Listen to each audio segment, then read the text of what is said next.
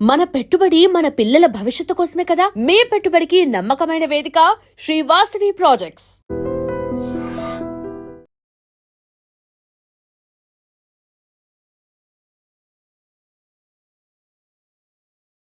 Treatment లీగల్గా ఇవ్వటము.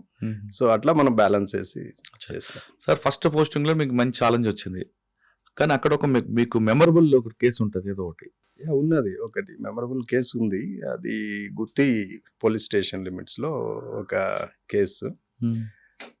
అది యాక్చువల్గా ఎట్లా చెప్పాలి అంటే అది different types of sections involve అయినాయి అనమాట. అందులో ఎస్సీ ఎస్టీ సెక్షన్స్ ఇన్వాల్వ్ అయినాయి.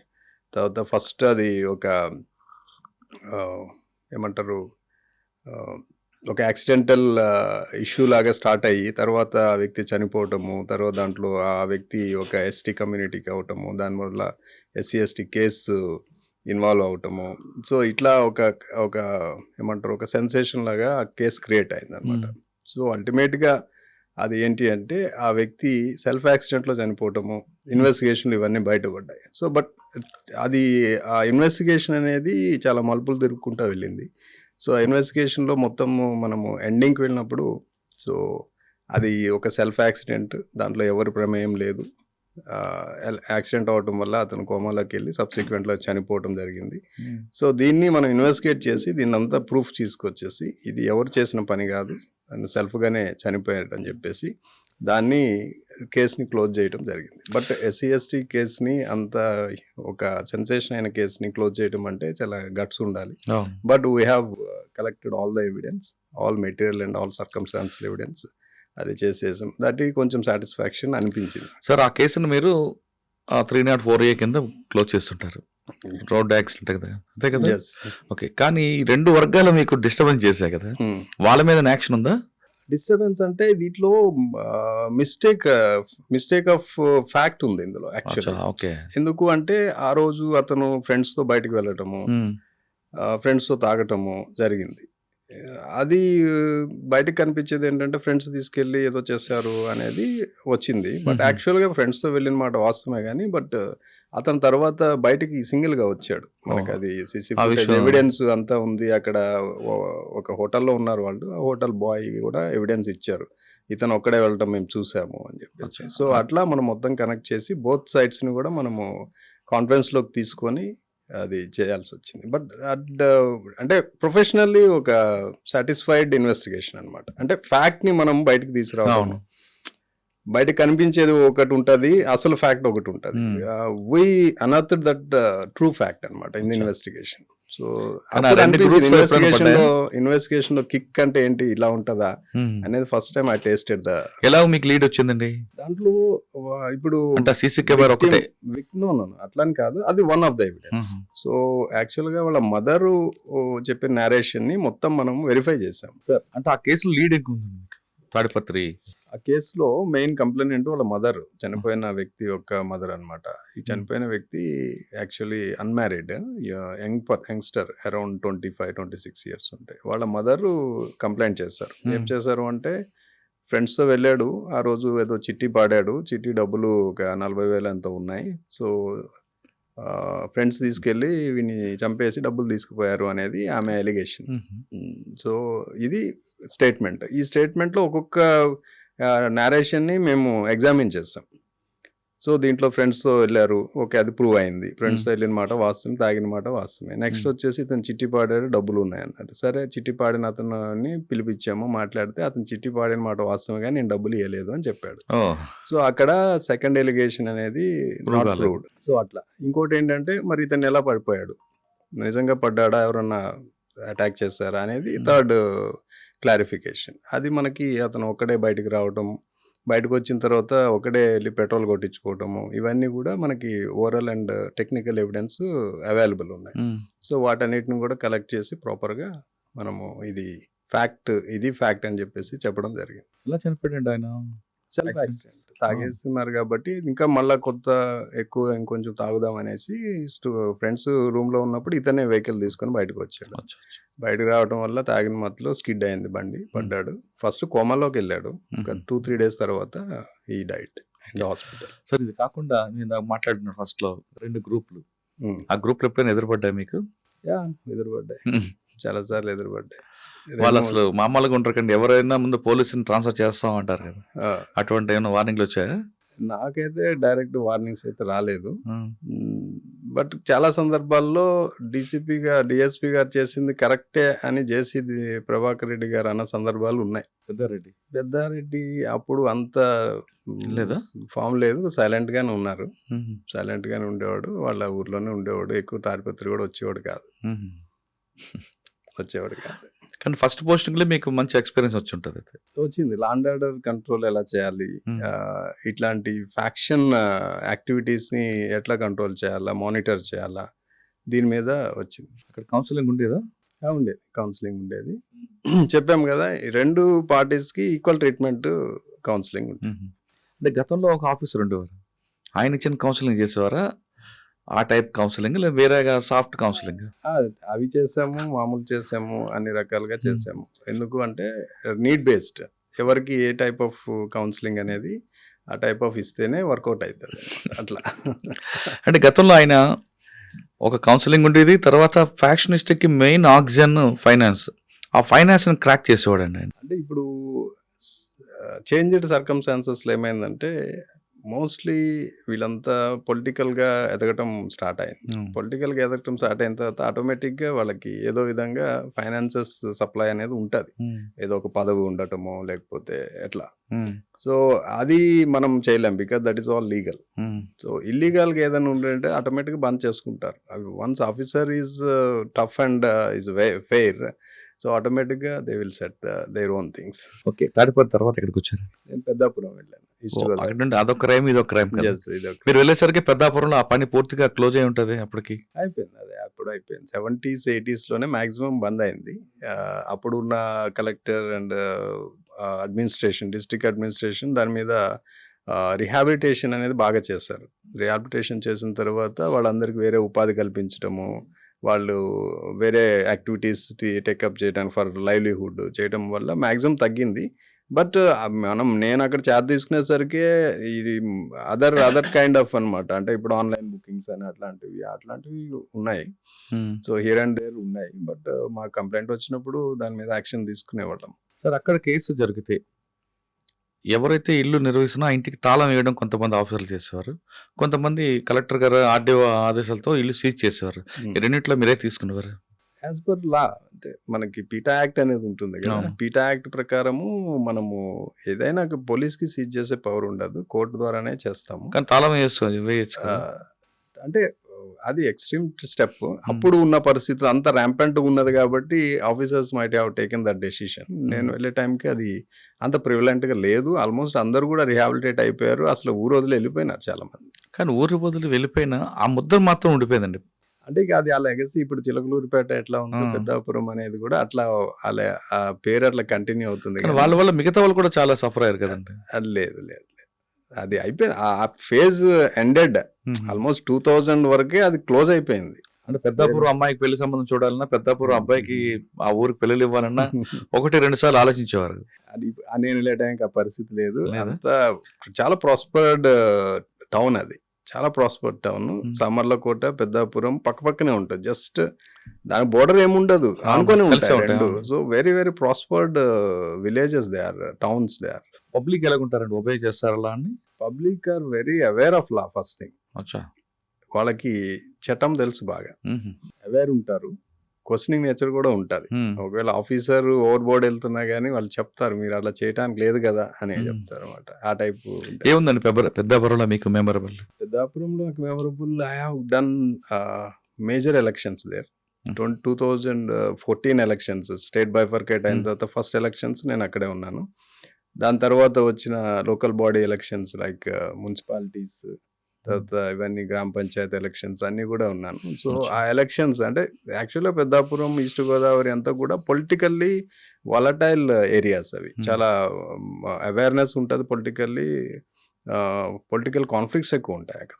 రాదర్ దెన్ ఇవి ఫ్యాక్షనిజం లా కాకుండా ఇది ఉంటుంది. సో అలాంటి టైంలో నేను మంచిగా చేశాను. ఒక్క దగ్గర కూడా రీకౌంటింగ్ అనేది, రీపోలింగ్ అనేది లేకుండా కానీ అక్కడ We క్యాస్ట్ could- ఫీలింగ్ ఎక్కువ కదండి. ఉంటాయి. క్యాస్ట్ కాన్ఫ్లిక్ట్స్ ఉంటాయి. బట్ ఏదైనా కానీ ఎప్పుడైనా ఆఫీసర్ ఫెయిర్గా ఉన్నప్పుడు ఫేస్ వాల్యూ మీద చాలా వరకు సర్దుబాటు అవుతాయి. Okay, Peddapuram next after that నేను రాజంపేట వెళ్ళాను. రాయలసీమకి వచ్చారు. రాయలసీమ, మళ్ళీ again Rayalaseema and Kadapa district. ఏముంటుంది సార్ రాయలసీమలో? అంటే మీకు ఒక రెడ్ శాండిల్ ఒకటే ఉంటుందా, ఇంకా వేరే ఏమైనా? నార్మల్ క్రైమ్ అంతా ఉంటుంది. రోడ్ normal యాక్సిడెంట్స్ ఎక్కువ అనుకుంటా. రోడ్ యాక్సిడెంట్స్ ఎక్కువ. ఎందుకు అంటే కడప నుండి తిరుపతి వెళ్ళే రూట్ ఉంటుంది. సో అక్కడ మధ్యలో కొంత స్ట్రెచ్ ఫారెస్ట్ ఏరియా వస్తుంది, ఒంటిమిట్ట, అవును. సిద్ధవటం ఆ ఏరియా అంతా. సో ఆ ఏరియాస్లో రోడ్ యాక్సిడెంట్స్ ఎక్కువ అయ్యాయి. ఎందుకంటే ఎర్లీ మార్నింగ్ ఈ పిలిగ్రిమ్స్ అందరూ కూడా ఒకే వ్యాన్లో ఒక 10 మంది 20 మంది వెళ్తాము, నైట్ అంతా జర్నీ చేయటము. సో ఎర్లీ మార్నింగ్ వచ్చేసరికి ఆ ఏరియాకి వస్తారు అనమాట, ఎక్కడైతే స్పాట్స్ ఉంటాయి బ్లాక్ స్పాట్స్ అక్కడ దాకా రావటము, వాళ్ళు తూలటము, డ్రైవర్స్, ఇట్లా చాలా యాక్సిడెంట్స్ అయినాయి. లైవ్ యాక్సిడెంట్స్ నేను ఒక 2-3 చూసినాను, నా కళ్ళ ముందే జరిగినాయి యాక్సిడెంట్స్. సో అటువంటి పరిస్థితి కూడా ఉంది. తర్వాత మేము చాలా వరకు మెజర్స్ తీసుకున్నాము. అక్కడ ఎట్లయితే మన స్పీడ్ కంట్రోల్స్ పెట్టడము, ఇల్యూమినేషన్ పెంచటము, in consultation with the road and R&B వాళ్ళతోనూ, తర్వాత ఫారెస్ట్ డిపార్ట్మెంట్ వాళ్ళతో కలిసి చాలా వరకు యాక్సిడెంట్స్ ప్రివెన్షన్ మీద కూడా ఎక్కువ సార్ మీరు చెప్పిన ఒంటిమిట్ట దాటిన తర్వాత రైట్ సైడ్ పెద్ద లేక్ వస్తుంది. ఒంటిమిట్ట చెరువు అది. ఆ లేక్ దాటి రోడ్ కంప్లీట్ డౌన్ అయిపోతుంది. అక్కడ ఎక్కువ యాక్సిడెంట్స్ అవుతుంటాయి. మరి అక్కడ ఏం ప్రికాషన్స్ తీసుకున్నారు అప్పట్లో? తీసుకున్నాం. సైన్ బోర్డ్స్ పెట్టడము, యాక్సిడెంట్ ప్రోన్ ఏరియా అని చెప్పి అక్కడ స్పీడ్ కంట్రోలర్స్ పెట్టడము, అవన్నీ చేసాము. చేసి స్ట్రీట్ లైట్స్ కూడా అది సోలార్ టైప్ లైట్స్ పెట్టడం చేసాం. ఓకే, ఇది కాకుండా రెడ్ శాండిల్ ఆ బెల్ట్ అంతా అదే కనిపి రైల్వే కోడూర్ వరకు ఆ బెల్ట్ కంప్లీట్ గా రెడ్ శాండిల్ ఎక్కువ పండితే ఆ చెట్లు నాటే అనుకుంటా. అవును, మన స్మగ్లింగ్ కారిడార్ కూడా అదే. అవును. ఇప్పుడు కోర్ ఏరియా ఏదైతే శేషాచలంలో కోర్ ఏరియా వేర్ ఈ రెడ్ శాండిల్ అవైలబిలిటీ ఎక్కువ ఉంటుంది, హై క్వాలిటీ ఉంటుంది. హై క్వాలిటీ వుడ్ కూడా అక్కడే వస్తుంది అనమాట. అవునా? సో ఇదంతా కూడా ఎక్కడ ఉంటదంటే మనకి రాజంపేట నుండి తిరుపతి రేణిగుంట మధ్యలో ఉన్న ఫారెస్ట్ లోనే ఉంటది అనమాట. So that is the hot bed. So అక్కడ నేను వర్క్ చేస్తాను. అప్పుడు గవర్నమెంట్ ప్రయారిటీ ఉంది రెడ్ శాండిల్ ని కర్వ్ చేయాలని చెప్పేసి, అప్పుడే రెడ్ శాండిల్ టాస్క్ ఫోర్స్ కూడా ఏర్పాటు చేయడం జరిగింది. సో ఆ టైంలో అది ఒక ఏమంటారు, యాక్చువల్గా నాకు స్పెషల్ రిక్వెస్ట్ అప్పుడు డీజీపీ గారి మీద నేను వెళ్ళాల్సి వచ్చింది అక్కడికి. సారు స్వయంగా ఫోన్ చేసినారు. అప్పుడు జేవి రాముడు సార్ డీజీగా ఉన్నప్పుడు, నేను పెద్దాపురంలో ఉన్నాను. అప్పుడు సార్ ఫోన్ చేశారు, నీకు పోస్టింగ్ ఇస్తాను, మంచి పోస్టింగ్ వెళ్తావా? వెళ్తాను సార్ అని చెప్పి కడప వెళ్ళడం జరిగింది. సార్ ఆ ఛాలెంజ్ ఎలా తీసుకున్నారు మీరు, ఎలా దాన్ని ఓవర్కమ్ చేశారు రాజంపేటలో? రాజంపేటలో బేసిక్ ఏంటంటే అంతకుముందు పనిచేసిన వాళ్ళ మీద చాలా ఎలిగేషన్స్ ఉన్నాయి. ఫస్ట్ థింగ్, నాకు ఉన్న మెయిన్ ఛాలెంజ్ ఏంటంటే పోలీస్ యాక్షన్ అనేది ఫెయిర్గా ఉండాలి ఫస్ట్. సో నేను వెళ్ళే టైంకే అక్కడ ఉన్న నా ప్రీవియస్గా వర్క్ చేసిన అతన్ని సస్పెండ్ చేయడం జరిగింది.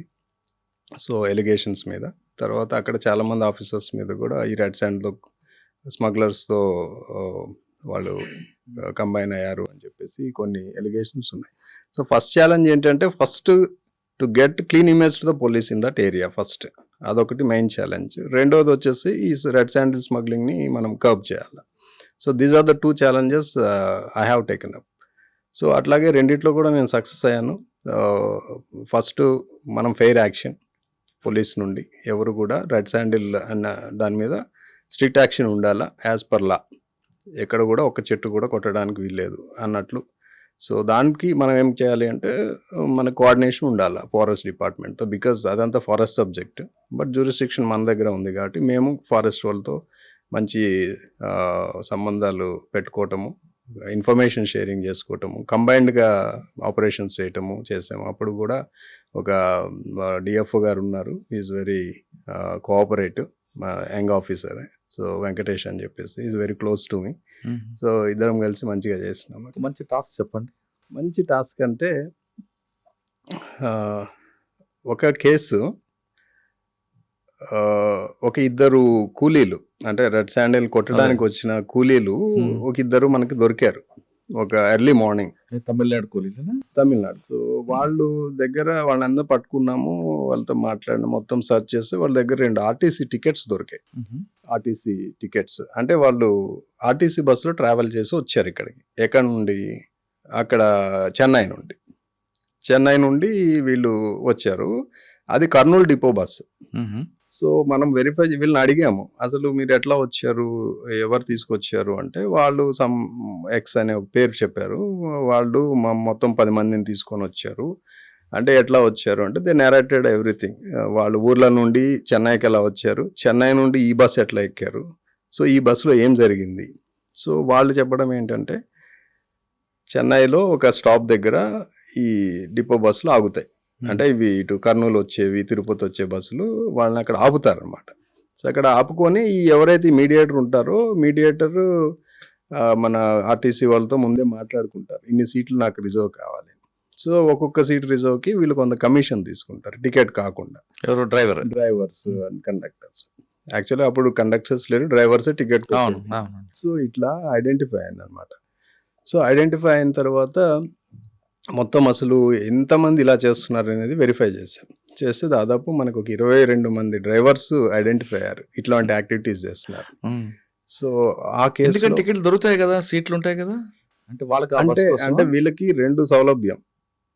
ఎట్లా అంటే టికెట్స్ వీళ్ళు ఎంతమందికి చెప్తే అంతమంది సీట్లు ఆపుకుంటారు. అంటే వేరే వాళ్ళని ఎక్కనివ్వరు, డ్రైవర్ ఆల్రెడీ ఫిల్ అయినా అని చెప్తాడు. ఒకటి అంటే that is a kind of reservation ముందుగానే. రెండోది ఏంటంటే వీళ్ళు ఎక్కడ చెప్తే అక్కడ బస్ ఆపుతాడు. ఫారెస్ట్ ఏరియాలో ఇప్పుడు మనకి రేణిగుంట నుండి రాజంపేట మధ్యలో మనకి ఫారెస్ట్ వస్తుంది. ఇది రైల్వే కోడూరు ఏరియా మొత్తము, బాలపల్లి చెక్ పోస్ట్ ఇదంతా కూడా ఫారెస్ట్ ఏరియా ఉంటుంది. దాదాపు 20 కిలోమీటర్స్. వాళ్ళు ఎక్కడ ఆపమంటే అక్కడ ఆపుతాడు బస్సు. జనరల్ గా ఆపకూడదు, డిపోలోనే ఆపాలి బస్సు. డెసిగ్నేటెడ్ స్టాప్స్ లోనే ఆపాల. వీళ్ళు ఫారెస్ట్ ఏరియాలో ఆపడానికి కూడా లేదు అసలు. అందుకు ఫారెస్ట్ ఏరియాలో ఆపుతాడు కాబట్టి వాళ్ళు ఈ టైప్ ఆఫ్ ట్రాన్స్పోర్ట్ ఒక్కొక్క దానికి 200, 300 20 టికెట్లు అంటే 10 మంది ఉన్నట్టు 2-3 వేలు వచ్చేస్తాయి ఒక ట్రిప్ కి వాళ్ళకి. సో ఇది ఒకటి మేము ఫైండ్ అవుట్ చేసాం, ఒక నెట్వర్క్. అంటే వీళ్ళు ఈ విధంగా వస్తున్నారు అనేది. సో ఆ టైంలో we arrested nearly 25 or 26 drivers, RTC drivers. అది అంటే యాక్చువల్గా ఇట్స్ గుడ్ కేస్ అనాల. ఎందుకంటే ఒక నెట్వర్క్ ని మేము బ్రేక్ చేసాం. ఆ తర్వాత అది బంద్ అయిపోయింది, ఆ టైప్ ఆఫ్ ట్రాన్స్పోర్ట్ బంద్ అయిపోయింది. సో అట్లా అది బ్రేక్ చేసి. అంటే వాళ్ళు తీసుకురావడం వరకేనా, లేదంటే కట్ చేసిన వుడ్ స్మగ్లింగ్ కూడా? ఆర్టీసీలో అవ్వదు అది. ఆ వుడ్ చాలా పెద్దగా ఉంటది. ఏమన్నా పీసులు కట్ చేసి డిక్కీలో పెట్టుకోవాలి, చాలా బరువు ఉంటది. అసలు అది హై డెన్సిటీ వుడ్. అది మీరు నీళ్ళల్లో వేసినా మునిగిపోతుంది. 2 సంవత్సరాల తర్వాత తీసినా గానీ దాంట్లో ఎటువంటి మార్పు ఉండదు. జస్ట్ పై లేయర్ మాత్రమే బ్లాక్ అవుతుంది, మళ్ళీ దాన్ని చెక్కేస్తే రెడ్ ఉంటుంది. మామూలు చెక్క ఏమైతుంది, చీకిపోతుంది, పీస్ వస్తుంది, అవ్వదు. చాలా హై డెన్సిటీ వుడ్. అది చాలా బరువు ఉంటుంది. మీరు ఓన్లీ ఒక చిన్న దుంగని మీరే మనం పట్టుకోవాలంటే చాలా కష్టంతో ఇది లేపాలి దాన్ని. కానీ వాళ్ళు భుజాలు వేసుకుని వస్తుంటారు. వాళ్ళంతా ట్రైబల్స్, వాళ్ళు యూజ్ టు దట్. వాళ్ళు అడవుల్లో చేసే పనే కాబట్టి వాళ్ళు ఒక్కొక్క దొంగని వేసుకొని వచ్చేస్తారు, కానీ మనం మొయ్యలేము. అది చూసారు, అది చాలా హార్డ్ ఉంటుంది, చాలా బరువు ఉంటుంది. ఇది కాకుండా కొంతమంది అంబులెన్స్ లో కూడా స్మగ్లింగ్ చేశారు. అప్పుడు డిఫరెంట్ మోడ్స్ లో ట్రాన్స్పోర్ట్ చేశారు. అంబులెన్స్ లో కూడా చేశారు. అంటే అంబులెన్స్ ఒకటి మిల్క్ ట్యాంకర్స్ లో కూడా మేము పట్టుకున్నాము. ఎందుకంటే ఇవన్నీ కూడా జనరల్ గా ఎవరు చెక్ చేయరు అనే ధైర్యంతో వాళ్ళు చేశారు, కానీ బట్ మనం పట్టుకున్నాం. అంబులెన్స్ లో చేశారు, మిల్క్ ట్యాంకర్స్ లో చేశారు, ఆయిల్ ట్యాంకర్స్ అట్లా క్రియేట్ చేసి పెట్రోలియం ఆయిల్ అన్నట్లు అట్లా కూడా చేశారు. ఏమన్నా డీజీ గారు ఏమన్నారండి అప్పుడు? నాకు స్పెషల్ కమెండేషన్ ఇచ్చారు. ఒకసారి స్పెషల్ కమెండేషన్ ఇచ్చారు. తర్వాత డీజీ గారు ఒకసారి ఫస్ట్ టైం కడప నేను చార్జ్ తీసుకున్న తర్వాత ఈ ఆర్టీసీ ఇదంతా అయిపోయిన తర్వాత ఒకసారి డీజీ గారు కడప వచ్చినప్పుడు విజిట్ చేసినప్పుడు సార్ ప్రత్యేకంగా అభినందించారు. ఎవరండి ఎస్పీ ఎవరండి అప్పుడు? నవీన్ గులాటి సార్. మంచి ఆఫీసర్ నవీన్ గులాటి. రాజంపేట తర్వాత ఎక్కడికి వచ్చారండి? రాజంపేట తర్వాత నేను కౌంటర్ ఇంటెలిజెన్స్ కి వెళ్ళాను. ఎక్కడ? ఏపీలోనా? ఏపీ కౌంటర్ ఇంటెలిజెన్స్ లో I work as a DSP counter intelligence. ఏముందా వర్క్ ఉంది అక్కడ? అక్కడంతా మన టెక్నికల్ చూసాను నేను, టెక్నికల్ అనాలిసిస్, అది తర్వాత ఎస్పినేజ్ కేసెస్, కోస్టల్ సెక్యూరిటీ, అవి కొన్ని మాడ్యూల్స్ హ్యాండిల్ చేసాము. అప్పుడు నేను ఉన్న టైంలో కొన్ని షిఫ్టింగ్ ఇష్యూస్ అవి ఉన్నాయి. సో అవన్నీ కూడా ఆఫీస్ హైదరాబాద్ నుండి విజయవాడకి షిఫ్ట్ చేయడము, ఇవన్నీ కూడా నడిచాయి అనమాట. అట్లా తర్వాత ఇక్కడికి తెలంగాణకి అలౌట్ అయ్యారా మీరు? ఆఫ్టర్ దట్ నాకు మళ్ళీ ప్రమోషన్ వచ్చింది అక్కడ అడిషనల్ ఎస్పీగా. అడిషనల్ ఎస్పీ ప్రమోషన్ మీద నేను రీజనల్ ఇంటెలిజెన్స్ ఆఫీసర్ ప్రకాశం వెళ్ళాను. 2019 ఎలక్షన్ అప్పుడు నేను అక్కడ ఉన్నాను, ప్రకాశంలో. Corona first phase of corona తర్వాత I came to Telangana. Sir తెలంగాణలో ఏంటుంది? తెలంగాణలో First posting వచ్చినప్పుడు ఫస్ట్ నిజామాబాదా? I was sent to Nizamabad. First posting is Nizamabad, December అంటే 2020. Additional SP admin. As additional SP అంటే అప్పుడు అక్కడ అది కమిషనరేట్ కాబట్టి అడిషనల్ డీసీపీ అనేవాళ్ళు. So additional DCP training college ఉండేది అక్కడ, ట్రైనింగ్ కాలేజ్కి పంపించారు. సో అంటే అప్పుడు నాగరాజు గారు కమిషనర్ టైంలోనా? నాగరాజు గారు కాదు, తర్వాత నాగరాజు గారు వచ్చారు. ముందు మనకి కార్తికేయ సార్ కార్తిక్, ఉన్నారు. కార్తికేయ సారు సిపి ఉన్నారు. సో అప్పుడు నేను రిపోర్ట్ చేస్తున్నాను సార్కి. రిపోర్ట్ చేసినప్పుడు ఏంటంటే కాలేజ్ ఏం అవసరం లేదు, ఏం లేదు అక్కడ, లా అండ్ ఆర్డర్ చూసుకోండి అన్నారు. సో యాక్చువల్గా నేను నిజామాబాద్ వచ్చిన తర్వాతే అసలు తెలంగాణ పోలీసింగ్ ఏంటి అనేది అక్కడే నేర్చుకున్నాను. బికాజ్ అప్పటి వరకు నాకు తెలంగాణ పోలీసింగ్ టచ్ లేదు. So mostly my service and training also అంతా కూడా నాది ఏపీ రాయలసీమలోనే జరిగింది కాబట్టి. సో ఫస్ట్ నాకు the best experience in the Nizamabad is I learned all the practices in the Telangana police. అసలు ఎట్లా పోలీసింగ్ ఏముందండి చేంజ్ అండి ఆంధ్రప్రదేశ్ పోలీస్కి Telangana police? Technology, basically technology and policing ఒకటే, పోలీసింగ్ అంటే బేసిక్ పోలీసింగ్ ఒకటే ఉంటుంది. పోలీసింగ్ ఎక్కడైనా ఒకటే ఉంటుంది because everybody follows the manual. Technology AP కన్నా తెలంగాణ టాప్ ఉందంట. నాకు అప్పుడు అనిపించింది. ఇప్పుడు మేబీ ఏపీ కూడా మరి ఫార్వర్డ్ అయి ఉండొచ్చు, ఐ డోంట్ నో. బట్ ఆ టైంలో మాత్రము Telangana superior in using the technology. So అప్పుడే అంతా well established systems, portals and all these softwares వాడటము స్టార్ట్ చేశారు. వర్టికల్స్ అని చెప్పేసి అప్పుడు కూడా ఎవ్రీ ఆఫీసర్ వర్క్ని కూడా క్వాంటిఫై చేసే సిస్టమ్ ఒకటి మన దగ్గర ఉంది ఇక్కడ తెలంగాణలో. అది మీరు అదొకటే కాకుండా ఏపీలో ఆఫీసర్ కానిస్టేబుల్ కూడా ఆఫీసర్ పిలిచే పద్ధతి తెలంగాణ ఉంది, కానీ ఏపీలో లేదు. అది కూడా లేదు. ఇక్కడ ఆఫీసర్ అని అంటాము. మహేందర్ రెడ్డి గారి టైంలో స్టార్ట్ అయినట్టు. ఏపీలో అయితే పేరు కూడా పిలుస్తారు, ఇక్కడ ఆఫీసర్ అంటారు. అవును, కొంచెం ఇబ్బంది అనిపించింది. ఇక్కడ అంటే అట్లేం లేదు, ఇబ్బంది ఏం లేదు. ఎవ్రీబడి, ప్రతి మనిషి గౌరవం ఇవ్వాల్సిన అవసరం ఉంది. That everybody is a public servant అన్నప్పుడు అందరు ప్రజాసేవ చేయడానికి వచ్చారు. ఎవరికి ఇవ్వాల్సిన గౌరవం వాళ్ళకి ఇవ్వాలి. తెలంగాణ నిజామాబాద్ లో మీకు మంచి ఎక్స్పీరియన్స్ ఉంది. నిజామాబాద్ తర్వాత అండి? నిజామాబాద్ లో ఆల్మోస్ట్ 2 years ఉన్నాను. ఆఫ్టర్ దట్ నేను కరీంనగర్ పిటిసి. సార్ ఏపీ నుండి వచ్చారు కదా, మరి ఫ్యామిలీ షిఫ్టింగ్, పిల్లల చదువు, ఇవన్నీ ఇబ్బందులు ఉన్నాయా? ఇబ్బందులు ఉన్నాయి. మై సన్ ఇప్పుడు నా ఇంటర్మీడియట్ ఫస్ట్ ఇయర్. వాడు స్కూలింగ్ దాదాపు ఒక 7 నుండి 8 స్కూల్లో చదివినాడు వాడు.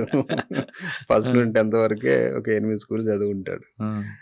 బట్ హైదరాబాద్ వచ్చిన తర్వాత కొంచెం స్టెబిలిటీ ఉంది. బికాజ్ ఇక్కడ ఎవ్రీవేర్ అన్ని దొరుకుతాయి. నిజామాబాద్ తర్వాత కరీంనగర్ వెళ్ళారా? కరీంనగర్ ఏంటి పిటిసినా? పిటిసి ప్రిన్సిపల్ గా వెళ్ళాను. అక్కడ ఒక 5 months ఉన్నాను. 5 months ఉన్నా. ఒక 2 batches ప్రమోషన్ బ్యాచెస్ కి ట్రైనింగ్ అయింది. So PC to head constable promotion. Sir మీరు 2 batches ట్రైనింగ్ ఇచ్చారు కదా, మీ దగ్గరకు వచ్చే వాళ్ళందరూ కూడా ఆల్రెడీ కానిస్టేబుల్ పనిచేసి ప్రమోషన్కి వచ్చిన వాళ్ళకి ఇచ్చుంటారు. ఎస్, వాళ్ళు ఎప్పుడో ట్రైనింగ్ ఎప్పుడో గతం తీసుకుని ఉంటారు.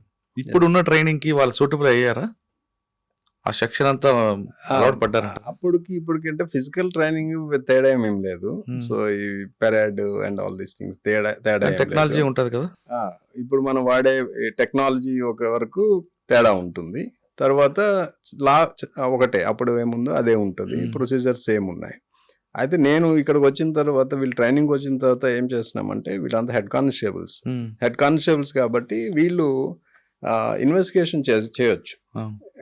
డిపార్ట్మెంట్లో head constable can be an IO.